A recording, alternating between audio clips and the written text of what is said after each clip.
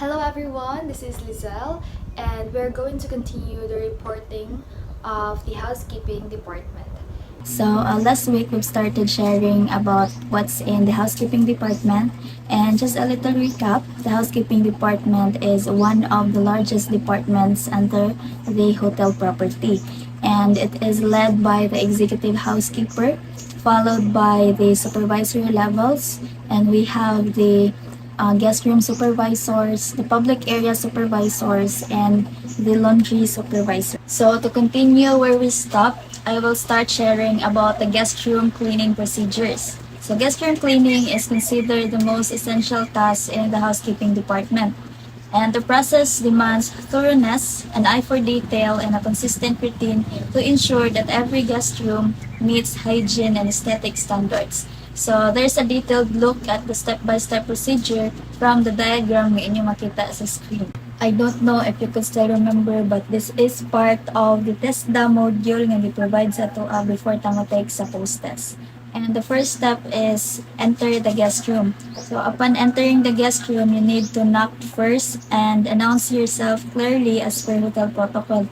For example, based on my experience before pag OJT is you need to knock 3 times, 1, 2, 3, then announce like housekeeping or housekeeping, may I come in, and na siya. The next is prepare the room for cleaning. So upon cleaning, first is you need to open the curtains or the windows. Open curtains or windows for ventilation.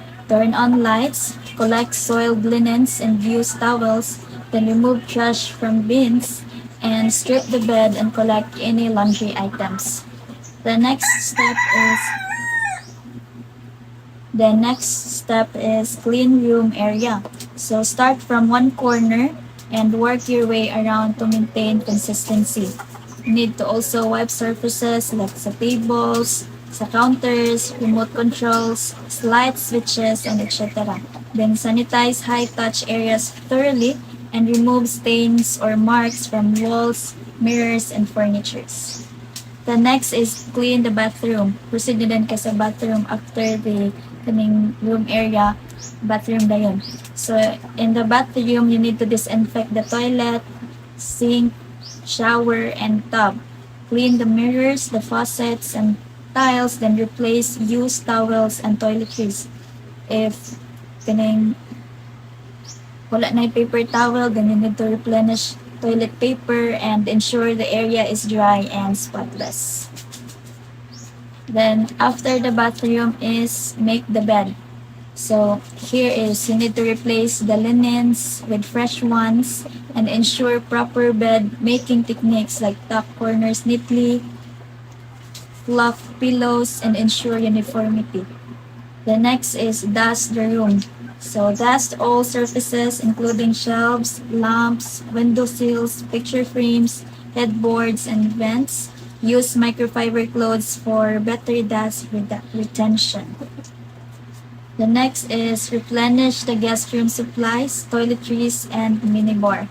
So restock all standard supplies sa toiletries like soap, shampoo, lotion, and then tissues, coffee or tea kits, stationery, and etc. Then refill minibar items and note down usage for billing purposes. The next is vacuum the floor area. So, floor area man, so including na ang carpet, including under the bed and behind furniture. Then if the flooring is not carpeted, then sweep and mop it. The next is exit na din ka. Exit the guest room. Check everything before you exit. Yes, you need to check everything one last time if all the one is organized na ba or ang mga gamit is na-function ba. So, ang lights, you need to turn it off. Ang air condition, adjusted na, or the smell sa room dapat fresh na. Then lock the door and update the room status. Like for example, clean, inspected, ready to check in, or etc. Okay, so let's proceed with the guest room cleaning materials and equipment. So first is the housekeeping card. So as you can see, nata example diha sa card, which you can see na siya yung mga kanang different ka ng asa ipangbutang ang mga equipment sa cart. So, kaning cart is where all the cleaning supplies and equipments are placed. So, ari ni siya, dalon ni siya sa room attendant kung asa siya nga room maglimpyo.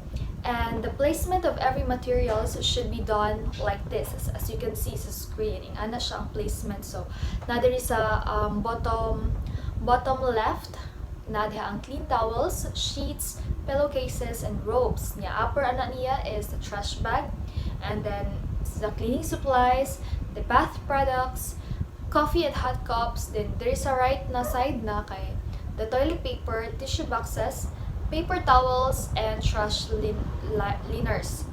And sa lower right is the soiled laundry bag. So dapat i-familiarize din ninyo siya kay mo ni siya ang kanang what do you call this, standard nga placement sa mga equipments and supplies inside the cart. Okay, next is the housekeeping cart checklist. Okay, as you can see in the screen, nadiha ang sample sa housekeeping cart checklist. And it serves us as a reminder for room attendants to complete their supplies before going into their assigned floor. So mo ni siya ang kanang checklist nga buhaton sa mga room attendants before sila mo adto sa floor nga ilang limpyuhan. So dapat naani sila tanan sa katong cart, katong pakita ganina, naani sila dito tanan nga mga supplies or mga mga equipments nga needed and sa kana mag-cleaning na sa room. So dapat na adri under sa linens and towels na bedsheet, pillowcases, bath towels, hand towels, bath mats, and so on. Yeah, going down na siya.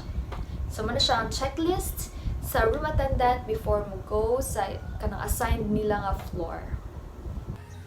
So, basic cleaning materials are important in housekeeping because they help the environment clean, safe, and organized. They make it easier and faster to remove dust, dirt, and germs from different surfaces. So, each tool has a specific purpose. So, first is broom for sweeping floors. Kana maniligta. Squeegee mop for combined mopping and water removal. Mop for wet cleaning floors. Feather duster for dustling delicate surfaces, vacuum cleaner for removing dirt, dust from carpets and floors, squeegee for cleaning windows and smooth surfaces, sponge absorbs liquids for scrubbing and wiping, dustler, general tool, cloth, or synthetic for removing dust, bucket pail holds water or cleaning solutions, rubber gloves protect hands from chemicals and dirt, scrub brush for tufter scrubbing on hard surfaces, cloth cleaning rags for wiping and drying, dustpan for collecting dirt and debris after sweeping. So, I think understandable siya ang cleaning materials. So, I will not discuss it further. Sabta naman nato siya. So, I think that's all for cleaning materials. So, we already done discussing the cleaning materials. So, let's proceed in cleaning chemicals. So, cleaning chemical is ginagamit din siya para limpyo o pababiling shiny ang mga surfaces. Kanang murag bag-o tan-aon ba? Of course, naata sa hotel kay dapat limpyo gina siya ang mga establishments, mga gipang-use gani para kanang hindot tan-aon. Okay, of course, if nata sa hotel kay if hugaw na siya mo ingon jud ang mga customer or kana ganing mga visitor dito, di ko magamit na yun, kaya basin din na yung mga virus or mga infections, disease, gani, na. So, dapat limpyuhan gana siya para ma-well maintain, gani, ug nindot tan-aon. So, there are 5 types of chemicals nga gamiton. So, not in the hotel, but in everything kanang sa mga atong limpyuhan ba. So, first is toilet bowl cleaner. So, ginagamit ni siya sa paglimpyo sa mga toilet bowl, ginatanggal niya ang mga mansa o mga germs para limpyo o gumot permi ang CR.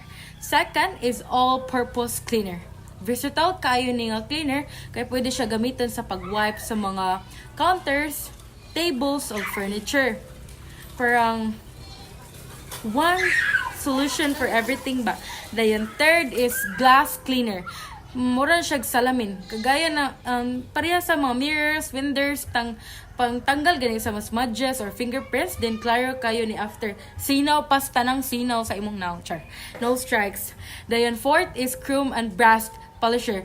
Pang shiny siya sa mga chrome ug brass na fixtures ginagamit para mabalik ang iyang kinang para murag bag-o gani dili siya murag overused. Then last is wood polisher. Special ni siya for wooden furniture, ginatabangan niya para ma-preserve ang mga og makahatag og glossy sa mga finish. Very classy ni siya tan-awon, kanang magpalig-on gani ambot sa tawag kanang gamiton gani nato sa lingkuranan or sa mga kanang lantay na gani mo na siya kanang basta mo shine na siya niya. Murag nindot gani, murag aesthetic tan-aon. So, I think that would be all of bed linens refers to the various fabric components used to cover and dress a bed both for comfort and aesthetic appeal. Each piece plays a role in maintaining hygiene, enhancing sleep quality, and contributing to the room's decor.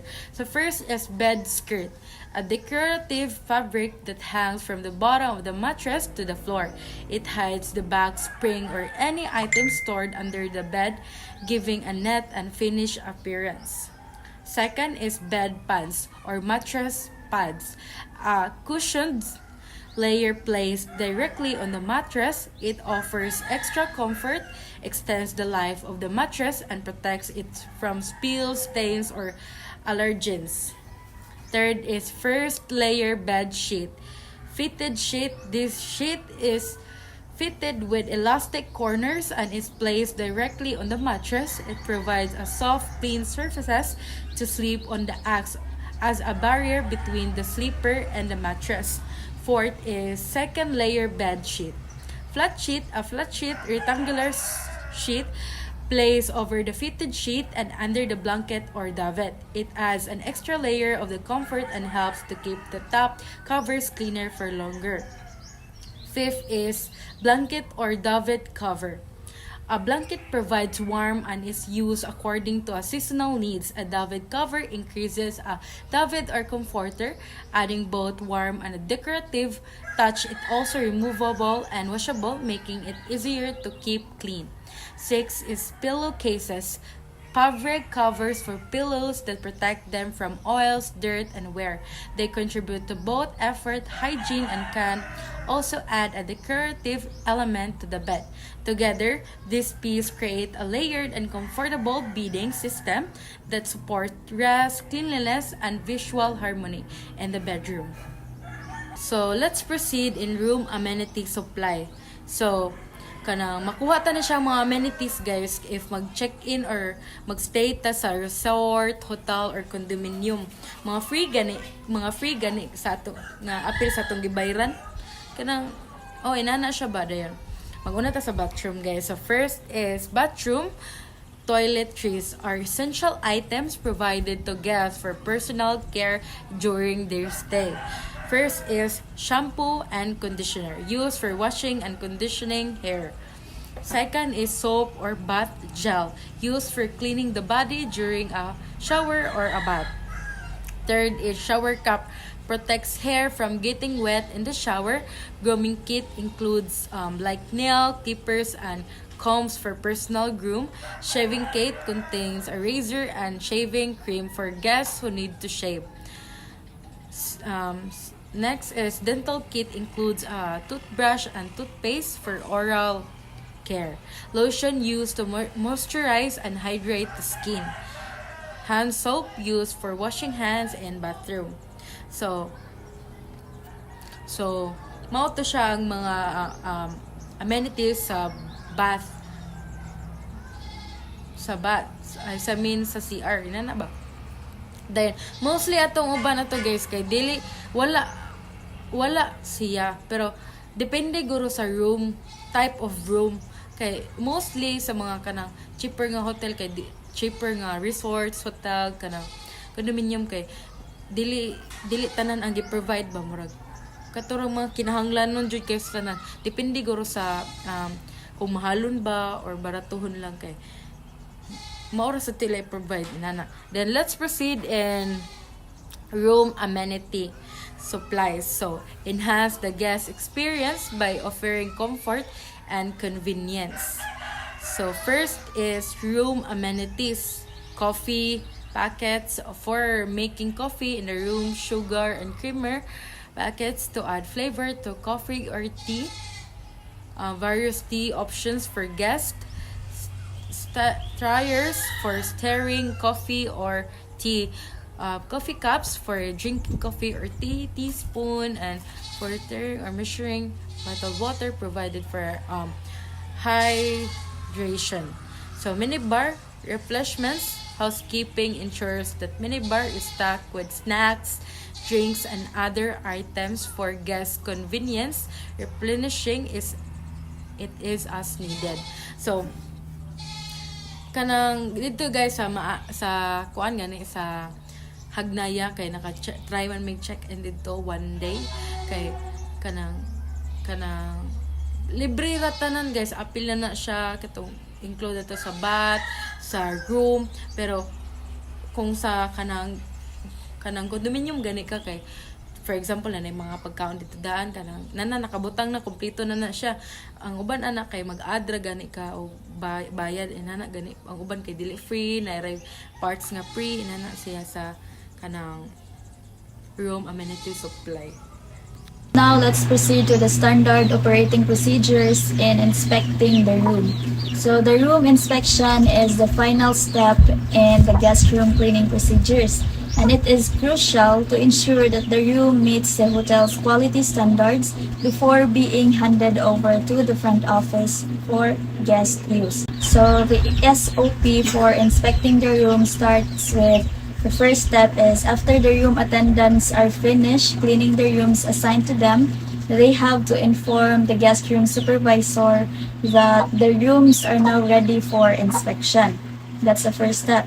And second, the guest room supervisor walks into the room and conducts a room inspection in a clockwise direction, starting with the guest room door. Then he or she makes sure that there is no creaking sound when opening and closing, and he or she ensures that the door is dust-free.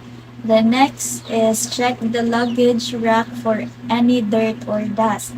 Then following that are guest room cabinets and wardrobe, and make sure that they have been dusted off. The wardrobe cabinet must contain the right number of hangers in it. So usually according sa nag-research ko, according sa standards dito sa hotel is usually 8 to 10 hangers ang nasa cabinet. Next step is check the safety deposit box or in-room safe and make sure it is empty. Check the dressers and drawers and check if there are any missed items to be surrendered in the lost and found. Then check the mirrors, wipe off any smudges and dust, inspect in-room fridge and television, ensure that they are working properly, and report any malfunctioning appliances in the room if there is any, and inspect the minibar if it has been completely replenished, wipe off fingerprints and smudges on the coffee cups and drinking glasses. And next is inspect the working desk. Check for any items left in the drawers and make sure that the hotel compendium is complete. Inspect the hotel windows and curtains and ensure that they are free from any visible dirt. Align the sheer curtains and blackout drapes. Inspect the bed. Check the corners if they are properly tucked. And test out telephone if it is working.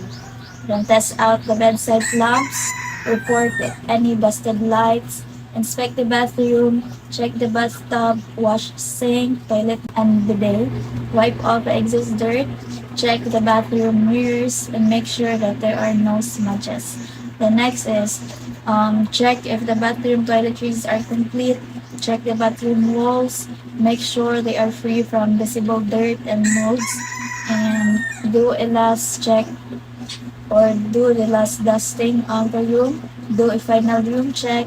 Close the guest room door. Wipe off the door surface, doorbell, and doorknobs. Now let's proceed to the hotel laundry service.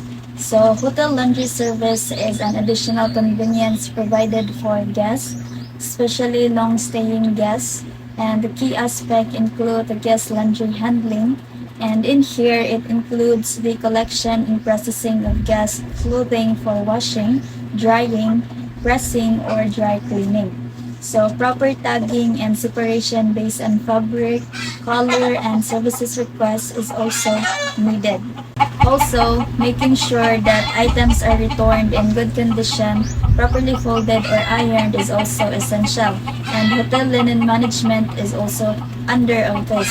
And here you need to wash and sanitize sheets, towels, pillowcases, bathrobes, and staff uniforms. So tracking inventory to avoid shortages and manage linen life cycles is also important. Next is the public area housekeeping responsibilities. So housekeeping is also responsible for maintaining cleanliness and order in all public areas of the hotel. So the following is a breakdown kung unsa nga mga areas sila responsible kung asa nga mga areas. So first is the hotel lobby. So here ilang mga buhaton is dust and clean the reception, the front desk, and the fixtures. Mop floors to maintain fragrance and freshness. And sa hotel entrance and driveway, they sweep and mop floors, remove litter or debris, and polish glass doors and signage. The next is sa hotel garden.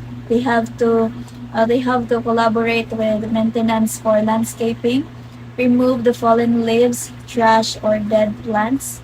And for food and beverage outlets, the roles include cleaning and sanitizing the dining furniture and surfaces. They also need to sweep and mop floors during off hours and ensure that restrooms are fully stocked and clean. Next is the pool area.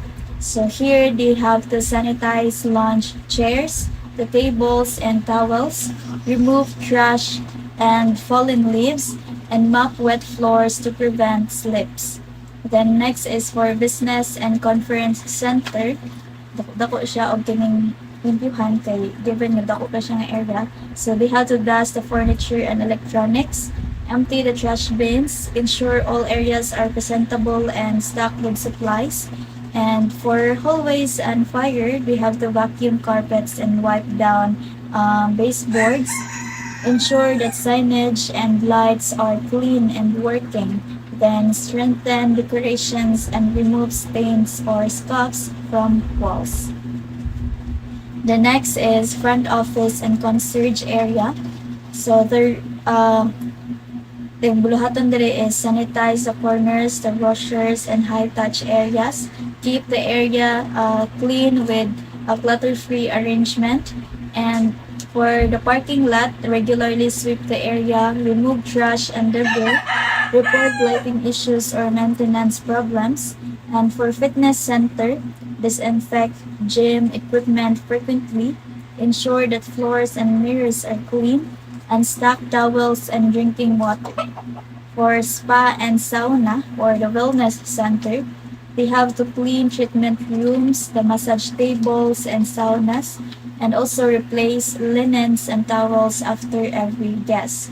Also maintain ambience with scent and cleanliness. That's all for the responsibilities of the housekeeping in the public areas of the hotel. Okay, let's proceed with the common terminologies in the housekeeping department.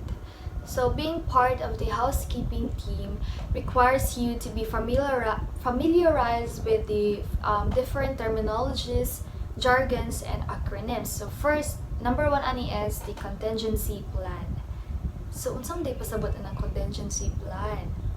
So ang contingency plan, it is a backup plan for emergencies. Like for example, in case kananay power outage, so ang hotel na sila generator kanang as their kanang contingency plan. So murag mahug siya nga kanang murag ito siya kanang backup plan in case na mga kanang dili na to ma-control nga mga butang na mahitabo ana nga day or ana nga time.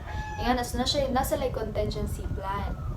Next is the lounge. So kiba naman taon si lounge, it is a comfortable public area for guests to relax. So mostly ari maguwat ang mga kanang mga guests nga mo check in sa hotel. Next is the damp dusting. So, kaning damp dusting, it is a wiping surfaces using a damp cloth to remove dust. So, kuha na siya kanang gamiton ni siya mag-dusting na siya specific na cloth na gamiton for dusting. An example ani is kanang mga housekeepers.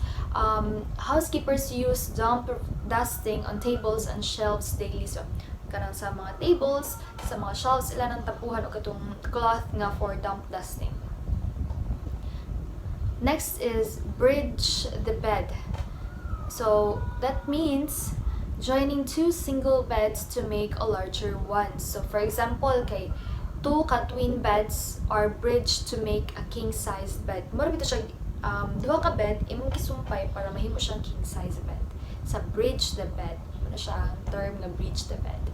Next is a crinkle sheet. Crinkle sheet is woven sheets that protect blankets. So, for example, ani kay kanang crinkle sheets are used to keep the blankets clean and in place. So, kung ano siya kanang para bitaw dili siya mag kanang kunot-kunot ang mga sheets. So, nana siya crinkle sheet which is kanang mura ni siya kanang protector sa blankets para dili siya mo kunot or magkunot.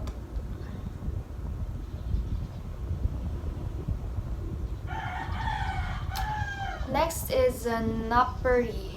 I don't know if I pronounce it right, but number 6 is napery or napery. It refers to table linens like napkins and tablecloths. So for example, ang kanang mga restaurant staff mag-change sila napery after each guest meal.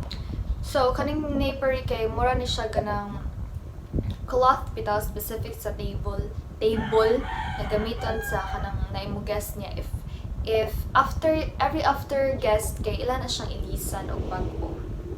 Yeah. Next is roll out.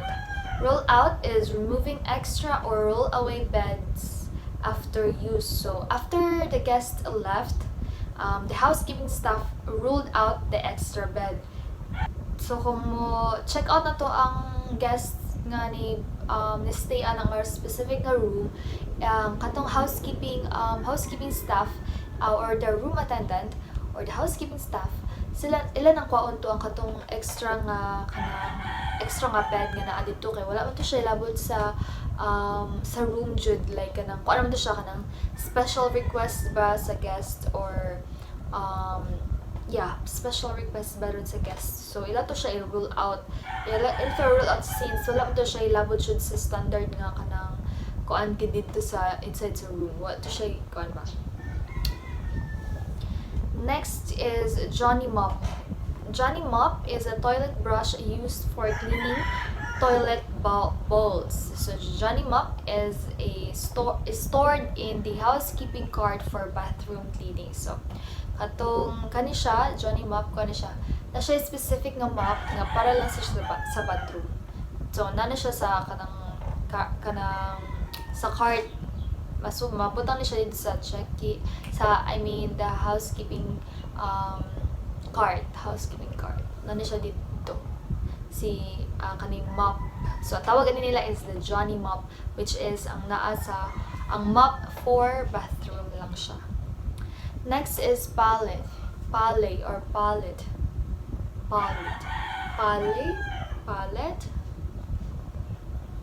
A light, thin mattress often used for extra bedding. So a pallet was added to accommodate an extra guests in the room. Ang pallet is kanang nipis lang siya nga foam nga i-provide sa inyo if mag-request mo if kanang dili bitaw mo kasaigo sa room or sa bed kamutanan dito. Di mo kasaigo so mag-request mo kanang pallet. So kanang pallet kay kanang a thin mattress. Nya ko na sa ni siya kanang nipis, gaan, nga na ba? Next is amenity. Amenity is a complimentary item or service given to guests. So for example, kanang mga shampoo, mga soap, mga coffee packets, mo na siya mga common room amenities. Next is back of the house. So, na-discuss na siya sa to katong BOH o kanang front of the house. Back of the house and the front of the house. Na-discuss na siya sa to. So, nanatay idea about ana. And these are the hotel areas meant for staff only. So, when we say back of the house, katulad ng mga staff na dito. For example, kanang mga laundry and kitchen, part ni sila sa back of the house. Yeah. And back to back, next is back to back, which is it is a quick room turnover between guests. So, example ani is the room was cleaned quickly for a back-to-back booking. So, after out sa kanang check out sa guest sa kanang room, limpyuhan din sa room attendant kay naa na sila in guest mo gamit ana nga room, especially mahitabo na siya, especially kanang peak season bitaw nga daghan kayo magpa-book. So kanang after ang mga room attendants ni kay busy kaayo, so after ugawa sa check out sa guest, limpyo din na sila para kanang ikuan pa biya na dahon ba kay to process biya before ipagamit na sa guest, ipa-inspect pa to siya sa kanang mga supervisors nga na, so daghan ka siya process. So ang mga room attendant ani kay busy kay sila during peak season kay na mga back to back bitaw nga mga guest, back to back turnover between guests, daghan og back to back nga mga guests. Next is the turn down service. So turn down service, I already explained this to you guys katong the evening service to prepare the bed and the room. Na-explain na rin ako sa inyo last week, no? Katong face to face. Next is the hand caddy or hand caddy siguro. Is a container for carrying cleaning supplies. Ang hand caddy kay mo rin siya kanang gamay lang bitaw siya nga naalam ko ano siya ba, handy ra nimo nga kanang handy ra siya ba nga mabutangan nimo og kanang mga cleaning supplies siya, gamay ra gani siya. Kanang katong cart kay daghan man to siya ang mabutang dito. Ang hand caddy is kanang gamay lang siya nga cleaning supplies imong mabutang dito kay dili gid siya kanang kuan gid nga cleaning imong buhaton ba, like kanang kuan lang siya nga mga kanang for example naabang kay tapuhan ron, diha na may butang sa mga KD, mga cleaning supplies. Dili siya daghan kasanan nga mga equipments or supplies imong ibutang bitaw. Mga gamay ra sad imong gamiton ba, dili ra siya over nga o dili siya over. Dili ra siya kanang heavy bitaw nga cleaning imong buhaton, dili nga. So ang hand KD kana na siya sa mga light lang nga cleaning imong buhaton. Next is the lobby. This is the main entrance area used for reception and waiting. So, ari sa lobby mo first nga mo duol ang guest, which is nasa diha sa lobby ang mga front office or reception, sila ang entertain sa guest ana. So diha na sila sa lobby mag-wait if ever busy pa or nailaing entertain ng mga front office. So ana sila sa lobby mag-wait ang mga guests kanang while the housekeeping staff are preparing their rooms. Yeah, that's it. Queenie will continue to discuss numbers 16 to 13. Sunny bin, a sanitary waste container often for use items like tissues or wrappers. Team cleaning, a cleaning method where multiple staff members work together in a room. Wardrobe, a closet or space for storing clothes in a hotel room. Candle wick, the string or fiber in a candle that burns. Amenity, extra items provided for guests like toiletries or snacks. Pallet, a flat surface for storing or moving linens and other supplies. Crease, a wrinkle or fold in a bedding or linens. Frequency, schedule, a planned routine for cleaning tasks like daily or weekly. Accommodation. Checklist, a list of tasks to ensure that room is ready for guests. Bath linen. Towels, bath mats, and other linens used to the room bathroom. Cleaning supplies. Products used to clean rooms such as detergents and disinfectants. Water closet, a toilet or restroom. Room status report. A report tracking the condition of each room, clean, occupied, NA, mga inana siya guys. Routine maintenance, regular checks and repairs to keep the hotel in good condition. RDM, Room Division Manager, the manager in charge of the room and guest accommodation in the hotel. So these terms help housekeeping staff maintain efficiency and organization while ensuring guest comfort and hotel cleanliness. And that would be all for my topic.